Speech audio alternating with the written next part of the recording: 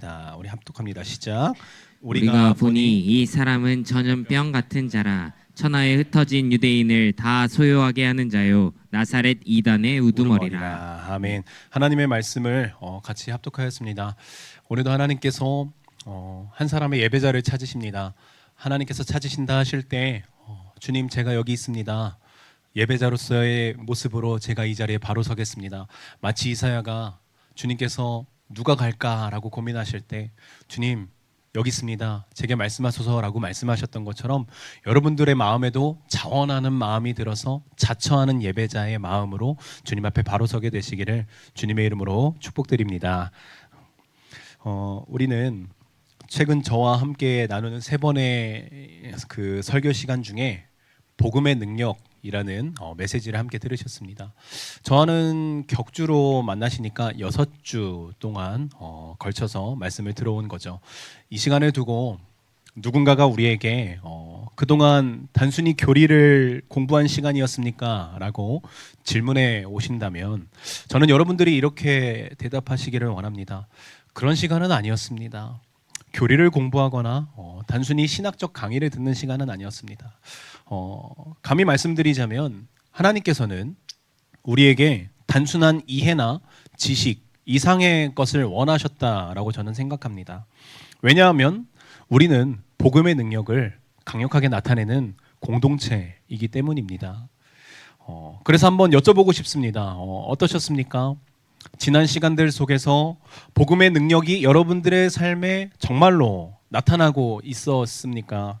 아니면 여전히 이전과는 크게 다르지 않은 삶이라고 여기면서 살아오셨습니까? 속으로 한번 대답해 보시겠어요? 대답이 다 되셨을지 모르겠습니다. 이제 지금까지 걸어왔던 시간들을 한번 복습해 보려 합니다. 복습에도 큰 은혜가 있게 되시기를 원하고요. 가장 첫 번째 시간, 복음의 능력은 충돌한다라는 내용에 대해서 들었습니다. 복음이 우리의 인생에 처음 개입하게 될 때, 우리의 인생이 처음 복음을 만나게 될 때 결코 조용히 들어오지 않습니다. 복음은 분명히 우리 인생에 충돌을 일으키게 되어 있어요. 내가 붙들고 있었던 생각과 충돌하게 되고, 내가 의지하고 있었던 방식과 충돌하게 되고, 내가 주인 되어서 살아왔던 삶과 충돌하게 된다. 정면 충돌을 하게 돼요. 이러한 것들이 가치관의 충돌이라고 하는데, 그렇기 때문에 복음을 처음 만나는 순간은 모든 것이 다 흔들리게 될 수밖에 없다. 베드로가 빈 그물의 순간에서 뜻밖의 미어 터질 정도로 물고기 떼를 만나게 되잖아요. 이 충돌은 그물과 배를 집어 던져버릴 정도로 충격적인 충돌이었던 거예요. 생업을 던져버릴 정도로. 그리고 고백하죠. 나는 죄인이로소이다. 나를 떠나소서. 자신의 존재가 마치 발가 벗겨진 것처럼 모두 다 드러나 버리는 충돌을 맞이한 거예요. 그리고 찾아오는 가장 중요한 순간이 있죠. 그분이 누구이신지, 예수님이 누구이신지, 나를 살리신 분이 누구이신지가 보여지는 그 충돌 이후의 순간이 있다는 겁니다. 그때 내 자아가 깨지고 내 가치관이 깨지고 내 고집이 깨져서 거룩한 지진, 모든 것이 흔들리고 새롭게 가치관이 태어나게 된다라는 이야기를 들었습니다. 두 번째 시간에는 우리는 복음의 능력이 나를 묶고 있던 모든 사슬을 끊어버리게 된다라고 들었습니다. 새록새록 기억이 나게 되시기를 원해요. 우리를 억압하는 모든 것들로부터 해방시켜주는 거예요. 복음의 능력이 그런 거예요. 가장 먼저는 우리를 늘 비교하게 만들었던 정서적인 해방이 일어나게 돼요. 베데스다에 38년 된 병자 이야기를 들었잖아요. 천사가 내려와서 물을 통할 때 나를 물로 데려가주는 사람이 없나이다 라고 말을 해요. 다른 사람들이 다 앞서가나이다. 복음은 이러한 짓눌림들에서 해방이 되는 거예요. 주님, 남들은 다 앞서가고 있어요. 주님, 나만 뒤쳐져 가고 있어요. 그러나 예수의 이름에 능력이 있기 때문에, 예수 한 분만으로 만족하게 될 수 있기 때문에 해방이 일어날 수 있게 되는 거예요. 남들이 중요한 게 아니에요. 예수님이 중요한 거죠. 그 다음 관계적 해방. 우리는 때로는 사람의 반응에 너무 민감하게 생각을 하죠. 아랍 나라의 포로로 이스라엘 소녀가 잡혀왔잖아요. 근데 그 소녀는 사람 신경을 쓰지 않는 거예요. 그리고서 말을 하죠. 주인이요, 우리 나아만 장군이 우리의 선지자 앞에 서면은 낫겠나이다. 여러분, 사람도 중요하지만 사람보다 하나님이 더 중요한 것 아니겠습니까? 사람들에게 민감한 모습이 필요할 때도 있지만 우리는 사람에게 민감하기보다 하나님께 더 민감한 사람이 되어야 된다는 거예요. 관계적 해방은 하나님께 민감함으로부터 시작이 될 수 있다는 거죠. 세 번째, 물질의 해방, 결핍을 두려워하는 마음이 물질의 종된 모습이 해방이 될 수 있다라고 나눴었고, 마지막 과거로서의 해방, 과거의 실패를 붙들고 과거의 감옥 속에 사는 모습이 아니라 어린 코끼리가 착고에 매여 있을 때 장성한 코끼리가 되어서도 나는 쇠사슬을 풀 수 없어 라는 생각에 사로잡혀서 쇠사슬을 못 푼다고 말씀을 드렸잖아요. 과거에 묶여 사는 모습조차도 복음의 능력으로 해방이 될 수 있다. 이 모든 것들은 진리를 아는 자들이 누리는 해방이었잖아요. 진리를 알지니 진리가 너희를 자유롭게 하리라 라는 것에 대해서 나눴었죠. 그리고 세 번째 시간 우리는 돌파에 대해서 나눴습니다. 가장 최근이죠. 복음은 나의 어떤 상황들에서도 돌파해 나가는 능력이 된다. 내가 생각하기에는 한계이지만 분명히 복음에는 한계를 뛰어넘는 하늘의 권세가 있다라고 말씀을 들었습니다. 하나님이 하시니 하늘의 권세가 있으니 돌파할 수 있게 된다라는 겁니다. 도전, 믿음이 심겨지는 시간이었어요. 그때 우리 다니엘과 세 친구의 이야기를 들으며 지속적인 돌파에 대해서 들었습니다. 소년 때는 왕의 음식을 거부하며 채식을 하겠다라고 하며 돌파하였고, 청년 때는 풀무불 앞에서도 두려워하지 않으며 금신상에게 절하지 아니하겠다라고 하며 돌파하였고, 노년이 되어서는 기도하는 자마다 사자굴에 들어가게 될 것인데 나는 그럼에도 불구하고 기도할 것이다 라고 하며 돌파하는 모습을 보여줬죠. 여러분, 이렇게 지금까지 들어오셨던 복음의 능력이 이 말씀들이 여러분들의 이야기셨나요? 아니면 다른 사람의 이야기셨나요? 이 설교가 여러분들의 마음에 어떻게 남아 계십니까? 이제 우리 마음을 다잡고 다시 선포해 봅니다. 우리 표어를 다시 선포할 거예요. 정말 이렇게 살게 되기를 원합니다. 우리 같이 한번 우리 표어를 읽어보시죠. 복음의 시작. 복음의 능력을 강력하게 나타내는 공동체가 되자. 아멘. 이 세 가지를 경험한 사람, 충돌, 해방, 돌파, 그 사람에게는요 반드시 나타나는 현상이 있습니다. 복음을 정말 만난 사람에게는요 더 이상 복음을 혼자 간직할 수 없게 된다라는 거예요. 왜냐하면 이미 복음에 감염이 되어 있기 때문입니다. 복음을 혼자 간직할 수가 없어요. 오늘 말씀 제목 앞에 있습니다. 이런 제목인데요. 같이 한번 읽어보시겠어요? 시작. 복음의 능력 전염 나를 넘어 세상으로. 복음을 만난 사람은 절대로 복음을 혼자 간직할 수가 없습니다. 설교를 준비하면서 제 마음에 남는 기도가 하나 있었어요. 주님, 정말 전파하는 사람이 되고 싶습니다. 주님, 정말로 전염시키는 사람이 되고 싶습니다. 여러분들도 전염시키는 사람이 되고 싶지 않으십니까? 오늘 이 말씀의 주인공이 되어주시기를 주님의 이름으로 권면드립니다. 오늘 본문은 법정의 장면이에요. 총독 벨릭스 앞에 한 사람이 서 있어요. 그 사람의 이름은 사도 바울입니다. 그리고 그의 맞은편에는 예루살렘의 대제사장, 종교 지도자들, 장로들이 서 있습니다. 아나니아, 그리고 장로들, 그리고 변호사 더둘로가 서 있어요. 더둘로는 법정 한가운데에 서서 로마 총독을 향해 입을 열어요. 먼저 그는 능숙한 변호사니까 총독에게 치켜 세워주는 멘트를 합니다. 총독 각하, 당신의 통치 덕분에 우리가 잘 살 수 있게 되어서 참 감사합니다. 지켜 세워주는 말을 하면서 시작하는 거예요. 이 말은 다시 하면 우리가 지금 고발할 내용에 대해서 잘 들어주십시오 라는 말과 동일해요. 그리고 이런 말을 해요. 우리가 대강 여짜옵나니 관용하여 들으시기를 원하옵나이다 라고 말을 합니다. 법정 안에는 긴장된 공기가 흘렀을 거예요.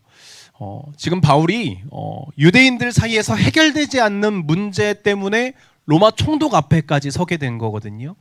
유대인들은 자신들의 선에서 바울을 죽이고 자신들의 선에서 예수님 믿는 사람들을 핍박하고 자신들의 선에서 해결했다면 정말 좋았을 텐데, 유대인들은 바울을 정말 죽이기를 원하지만 마음대로 되지 않았던 거예요. 그래서 로마 총독의 손을 빌려서 바울을 죽이려는 작당 모의가 바로 오늘 본문의 장면입니다. 총독 각하, 당신의 통치 덕분에 우리가 정말 잘 살고 있습니다. 관용하여 들어주시기를 부탁드립니다. 여기까지 들으셨을 때 비슷한 장면이 생각나셔야 되는데요. 예수님께서 십자가에 달리실 때 이스라엘 기득권들이, 유대인들이 로마 사람들의 손을 빌려서 예수님을 십자가에 매달잖아요. 예수님을 죽이죠. 가시면류관을 씌우고 손과 발에 못을 박게 하고 창으로 옆구리를 찔러서 물과 피를 쏟도록 만들어서 예수님을 죽게 만듭니다. 이 시선이 바울에게 동일하게 향한 거예요. 그래서 더둘로가 말을 하는 거예요. 사도행전 24장 5절 말씀.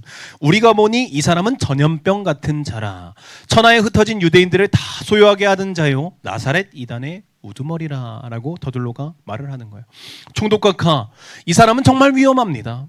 이 사람은 천하에 흩어진 유대인들을 다 소란하게 선동합니다. 이 사람은 가는 곳마다 문제를 일으킵니다. 죽여 주시옵소서 라고 말을 하는 거죠.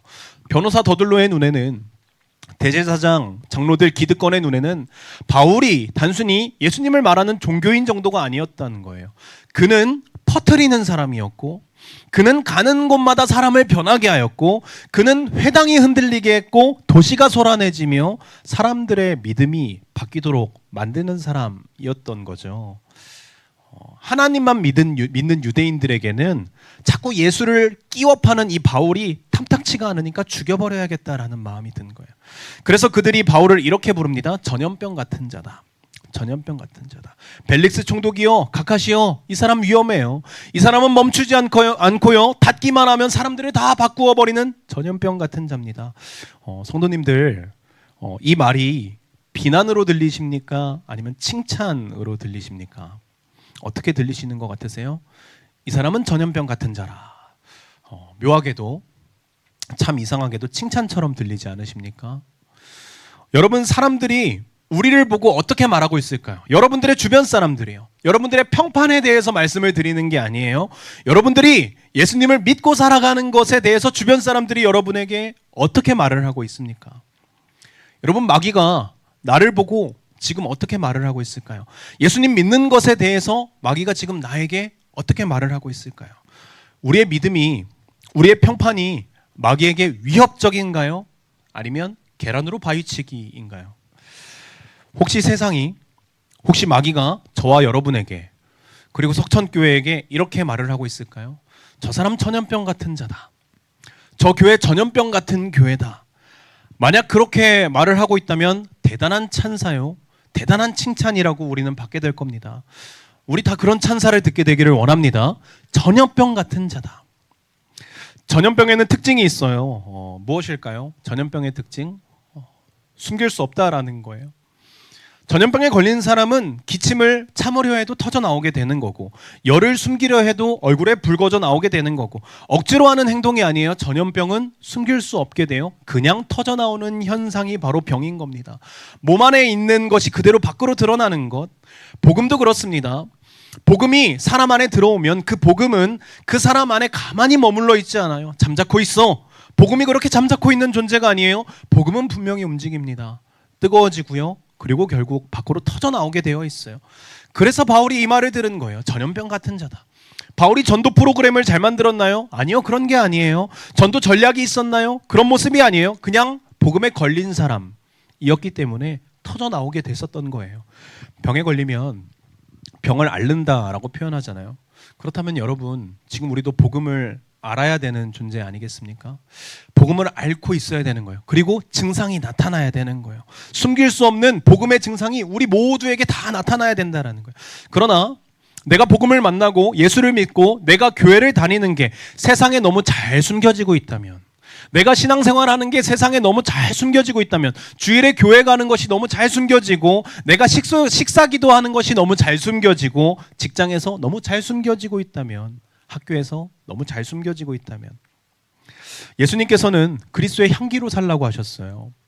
세상에서는 빛과 소금으로 살라고 하셨어요. 그런데 향기도 숨길 수 있고, 밝게 비춰오는 빛도 숨길 수 있고, 맛을 내는 소금으로서의 역할도 숨길 수 있다면, 어쩌면 우리는 전염력이 없는 가짜 복음을 붙들고 있는 것은 아닐까 고민해 봐야 되지 않을까요?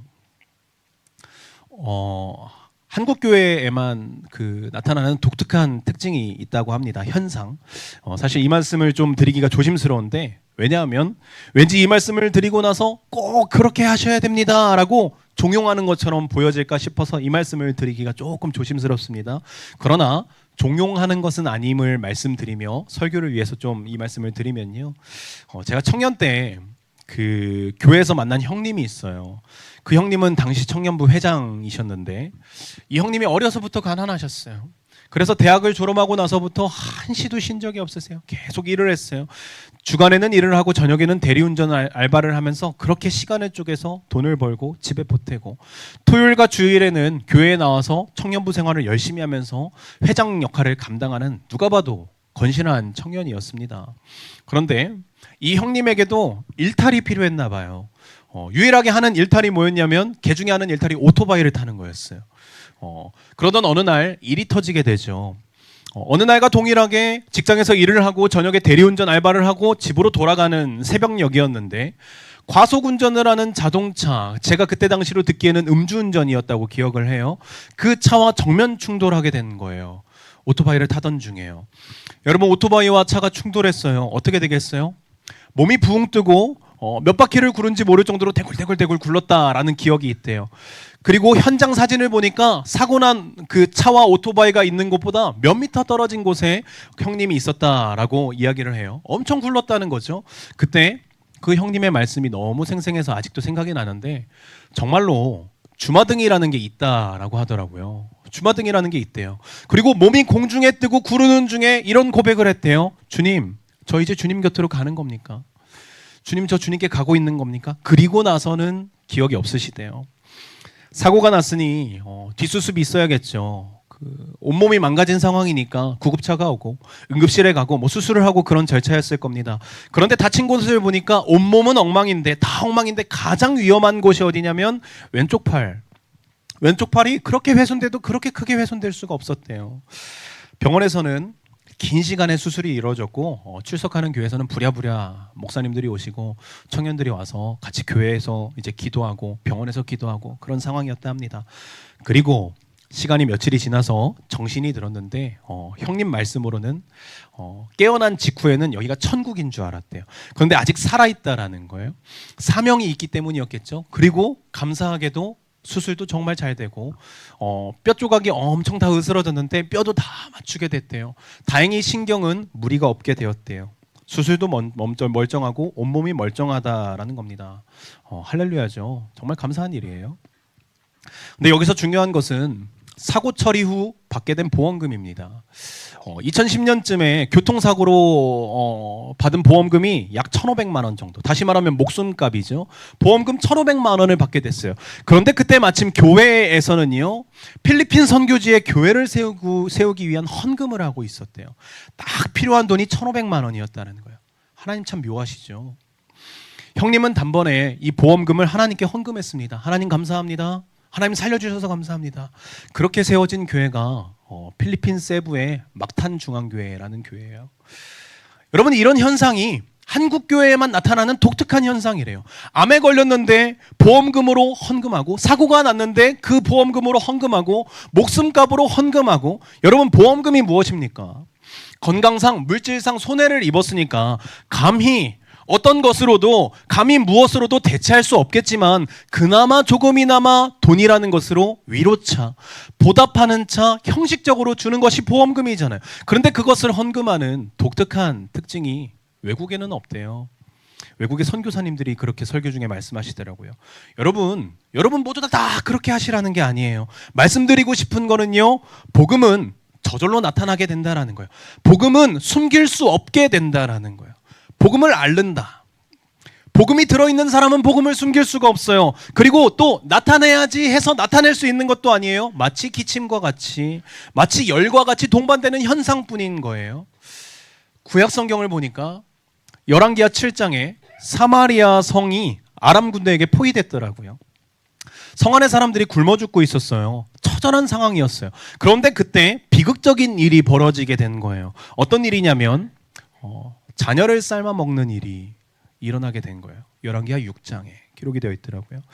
처참함에 더해서 처절하기까지 합니다.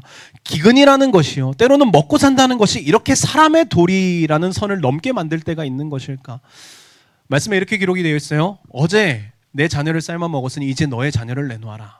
라는 말씀이 기록되어 있어요. 그런데 그때 성문 밖에는 4명의 나병 환자가 있었어요.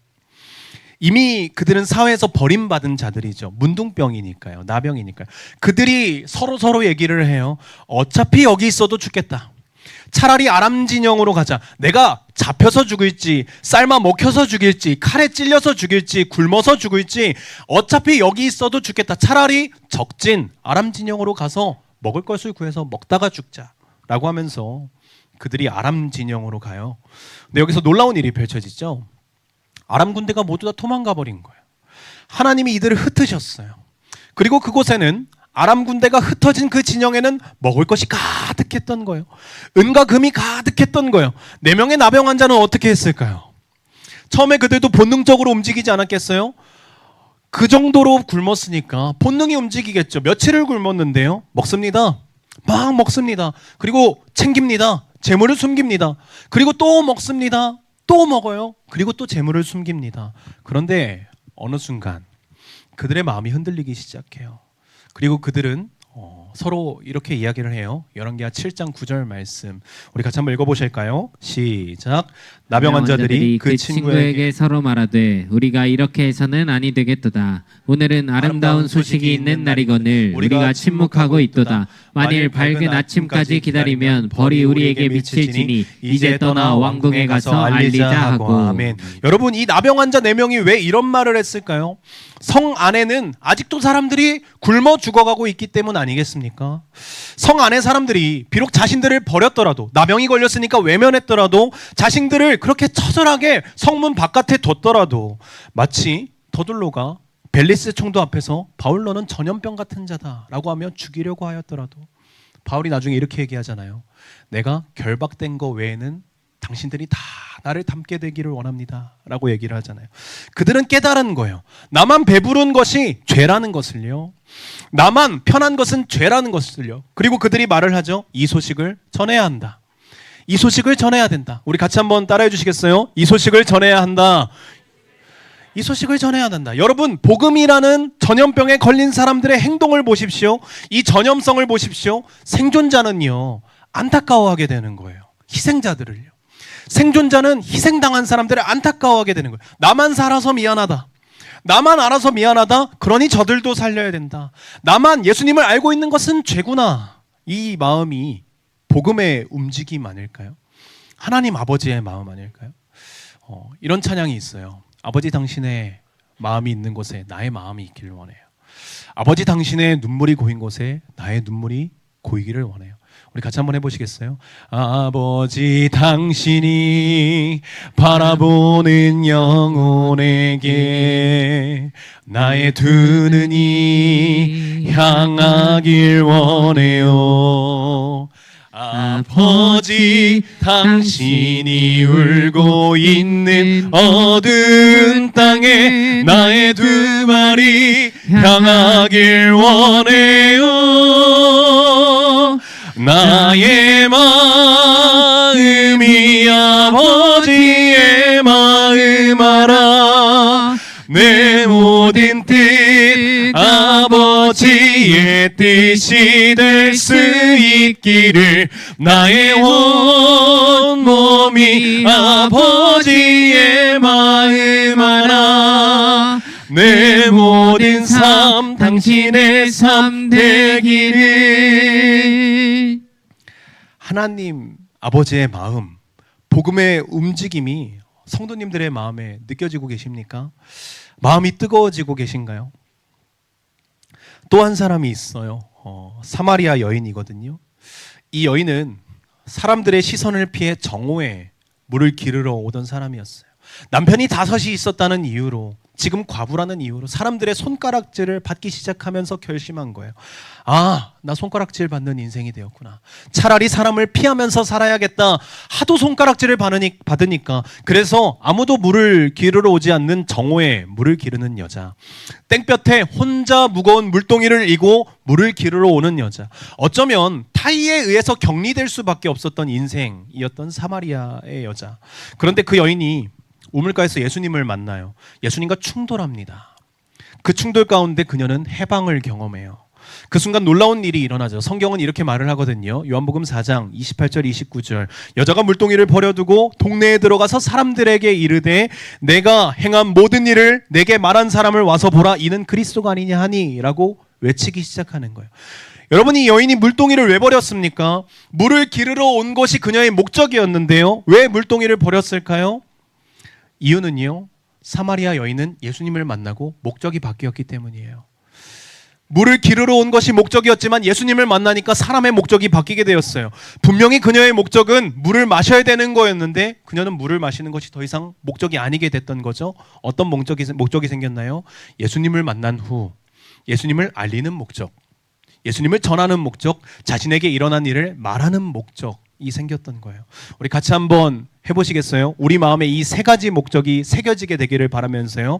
예수님을 알리는 목적, 예수님을 전하는 목적, 자신에게 일어난 일을 말하는 목적, 자신에게 일어난 일을 말하는 목적.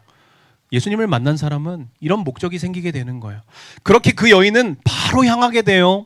타의에 의해서 격리될 수밖에 없었던 타의를 시전한 사람들, 나에게 손가락질했던 사람들, 평생 눈총을 줬던 사람들, 심지어 혀를 차면서 가족들도 자신을 외면했을지 몰라요. 그런 사람들의 마을에 찾아가서 그곳에서 예수님에 대하여서 알리는 거예요. 와서 보라, 이는 그리스도가 아니냐 하니 라고 알리게 되는 거예요. 이 외침 가운데 사람들이 어떻게 반응하였는지 구체적으로 나와 있지 않아요, 성경에. 도대체 무슨 일인데? 너에게 무슨 일이 일어났는데 가까이 오지 말고 얘기해봐. 뭐 이런 식으로 어떻게 대화가 오고 갔는지 기록되어 있지 않아요. 그러나 마치 이들이 결국 다 듣고서 행동하게 된 일이 기록이 되어 있어요. 이들이 결론적으로 행동하게 된 일이 기록이 되어 있어요. 그것이 요한복음 4장 30절이에요. 같이 한번 읽어보실까요? 시작. 그들이 동네에서 나와 예수께로 오더라. 아멘. 여러분, 우리는 지금 복음이 전염되는 장면을 같이 읽었어요. 복음은 전염될 수밖에 없는 거예요. 예수님과 충돌이 일어나고 해방이 일어나고 돌파한 사람이라면 예수님을 전염시킬 수밖에 없는 사람이 되는 거예요. 여러분, 전염이 된다는 것은 세련된 교리나 설교나 강요나 또한 설득으로 되는 것은 아닌 것 같습니다. 복음이 전파된다라는 것은요, 적어도 전염은 내가 만난 예수님이 너무 좋아서 저 사람도 이 복음의 맛을 못 보면 어떡하지? 저 사람이 이 예수님을 모르면 어떻게 하지? 라고 생각이 드는 그 사랑이라는 조바심에서 나오는 것이기 때문이에요. 저 사람 복음 진짜 꼭 들어야 되는데, 이 복음을 꼭 같이 누려야 되는데, 예수님이 그렇게 좋으신 분이라는 것을 나만 알고 있으면 안 되는데 라는 조바심이 우리에게 있어야 된다라는 거죠. 그래서 바울이 로마서 10장 14절에 이렇게 말을 하는 거예요. 우리 같이 읽어보실까요? 시작. 그런즉 그들이 믿지 아니하는 일을 어찌 부르리요? 듣지 못한 일을 어찌 믿으리요? 전파하는 자가 없이 어찌 들으리요? 그런 사람이 없으니까 어찌 들으리요? 하면서 조바심이 나는 거예요. 나만 알고 있으면 어떡하지? 바울이 왜 열방을 향해서 그렇게 선교를 다녔습니까? 실적 때문이었습니까? 성공 때문입니까? 아닙니다. 절박하기 때문이었습니다. 저 사람들 복음을 모르고 있구나. 저 사람들 복음을 몰라서 그렇게 고통받고 있구나. 우리 마음에 영혼을 향한 절박한 마음이 부어지게 되기를 원하고요. 그러한 조바심의 마음이 다 부어지게 되기를 원합니다. 여기까지 말씀을 들으시면 어떤 분들은 이렇게 생각하실 수 있어요. 목사님, 저는 복음을 전하고 싶은 마음이 있어요. 저도 저 사람을 살리고 싶은 마음이 있어요. 그런데도 이상하게 복음이 잘 전해지지 않습니다. 이상하게 직장만 가면, 이상하게 가정에만 가면 잘 되지 않습니다. 그런 고민이 있으실 수가 있어요. 왜 그럴까요, 여러분? 여러분, 전염병이 퍼지지 않는 이유가 왜 퍼지지 않는 걸까요? 전염병이 약해서일까요? 그런 이유는 아닌 것 같아요. 여러분, 우리 몸 안에는 항체가 있어요. 이 항체가 바이러스를 막는 거잖아요. 복음을 향한 항체가 있어요. 복음이 우리 안에 심겨야 되는데요. 뜨거운 마음으로, 열정으로 복음을 퍼다 나르겠다라는 결심으로 우리가 이어져야 되는데요. 이 복음이 우리 마음에 자리 잡도록 하는데 거부하는 항체가 우리에게 있어요. 여러분, 이 한국교회 안에요, 복음을 거부하는 항체가 있습니다. 복음의 전염을 막는 강력한 항체, 그것은 바로 문화가 되어버린 복음입니다. 복음이 문화가 되어버렸어요. 여러분, 한국교회는 이제 복음을 받아들인 지 100년에서 140년이라고 봐요. 그 말은 무엇을 의미하냐면 교회 안에는 3대째 크리스천 혹은 4대째 크리스천이 덜어 보이는, 우리 교회 안에도 있죠. 4대째 크리스천. 태어날 때부터 교회에 왔고 어릴 때부터 찬송을 불렀고 주일학교에서 성경 이야기를 듣고 자라요. 예수님의 이름이 낯설지 않아요. 십자가 이야기가 익숙하고 부활도 알고 있어요. 여러분, 이것은 아주 큰 축복이에요. 그러나 동시에 아주 큰 위험이 되기도 합니다. 복음이 사건이 되어야 되는데, 복음이 실제가 되어야 되는데 이 귀한 복음이 문화가 되어버리는 거예요. 복음이 문화가 되면 어떤 일이 생기게 될까요? 복음이 더 이상 내 인생을 뒤흔드는 그런 사건이 아니라 그냥 익숙한 이야기가 되어버린다라는 거죠. 아, 네, 알아요. 예수님 십자가에서 죽으셨죠. 아, 부활하셨죠. 우리를 사랑하셨죠. 다 압니다. 그런데 가슴이 뛰지 않네요. 그런데 눈물이 나지 않습니다. 그런데 제 가치관이 흔들리지 않습니다. 여러분, 이것이 문화가 된 복음, 복음에 대한 항체인 거예요. 복음을 너무 많이 들어서 더 이상 복음이 나를 흔들지 못하는 상태, 복음이 머릿속에는 있는데 복음이 삶으로 터져 나오지 못하는 상태, 복음을 아는데 복음이 나를 움직이지 못하는 상태, 예수님을 믿는다고는 말하지만 내 인생의 정작 주인이 예수님이 되지 못하는 상태, 아니 어쩌면 문화라는 복음은 알지만 진짜 복음은 모르는 상태. 그러니 당연히 전염도 일어나지 않죠. 여러분, 다시 우리에게 질문합니다. 이 질문 앞에 한번 서보시겠어요? 베드로와 같은 충돌이 있으셨습니까? 38년 된 병자와 같은 해방이 있으셨어요? 다니엘과 새 친구와 같은 돌파를 경험하셨습니까? 하늘의 권세를 맛보신 적이 있으십니까? 여러분, 지금까지 들어오셨던 것이 그냥 좋은 설교로만 끝났다면 복음이 문화가 된 거입니다. 그러나 저는 좋은 설교를 하고 싶지 않습니다. 좋은 설교가가 되고 싶지도 않습니다. 복음을 문화로 향유하는 그런 목사가 되고 싶지 않습니다. 저는 십자가가 실제 사건이라고 말하고 싶고요. 부활하심이 실제 사건이라고 말하고 싶고, 복음은 우리에게 문화가 아니라 사건으로 다가와야 된다라고 전파하는 사람이고 싶습니다. 여러분, 복음은 사건입니다. 사람을 무너뜨리고 사람을 세우고 사람을 바꾸는 사건이 되는 것이 바로 복음이에요. 여러분, 석천교회에 복음의 능력이 강력하게 나타나시기를 정말 원하십니까? 그렇다면 복음을 문화로 듣는 자리에서 내려와야 돼요. 복음을 향유하는 것에서 내려와야 되는 거예요. 복음이 다시 사건으로, 복음이 실제로 걸려야 되는 것이고 복음을 알아야 되는 것입니다. 그리고 복음은요, 내가 선 그 자리에서 다시 전염되기 시작해야 됩니다. 여러분, 복음은 늘 내가 서 있는 자리에서 시작되어야 되는 거예요. 사람들은 바울을 감옥에 가두면 복음이 멈출 줄 알았나 봐요. 그래서 바울을 가두어 버렸어요. 그러나 감옥에서는 오히려 간수의 가족이 복음을 믿는 사건이 일어나게 되죠. 이르되 주 예수를 믿으라, 그리하면 너와 내 집이 구원을 받으리라 하고, 주의 말씀은 그 사람과 그 집에 있는 모든 사람에게 전하여졌더라. 여러분, 감옥에 가두면 복음도 갇히는 줄 알았나 봐요. 그러나 그곳 가운데도 복음이 일어나게 됐어요. 여러분, 사람들은 바울을 법정에 세우면 복음도 침묵할 줄 알았나 봅니다. 그러나 복음은 법정에서도 멈추지 않았습니다. 여러분, 사람들은 바울을 결박하면 복음이 묶여질 줄 알았나 봅니다. 그러나 복음은 결코 결박되지 않았습니다. 왜입니까? 복음은 장소를 타지 않기 때문입니다. 복음은 환경의 지배를 받지 않기 때문입니다. 복음은 사람 안에 들어가면 그 사람을 통해 계속 퍼져나가게 되기 때문입니다. 그러므로 여러분, 복음이 발병되어야 할 특별한 곳이 있는 것이 아니에요. 복음이 전염되어야 할 곳도 특별한 곳이 아닙니다. 오늘 내가 발을 딛고 살아가는 자리, 오늘 내가 매일 숨을 쉬는 자리, 오늘 내가 매일 웃고 울고 하는 자리, 견디는 그 자리, 바로 그 자리가 복음이 퍼져나가야 될 거룩한 발병지가 되어야 돼요. 여러분, 가정이 발병지가 되어야 됩니다. 남편과 아내 사이에서, 부모와 자녀 사이에서 가장 익숙하다고 더 상처 주기 쉬운 그 자리에서 복음이 먼저 전염되게 되기를 원합니다.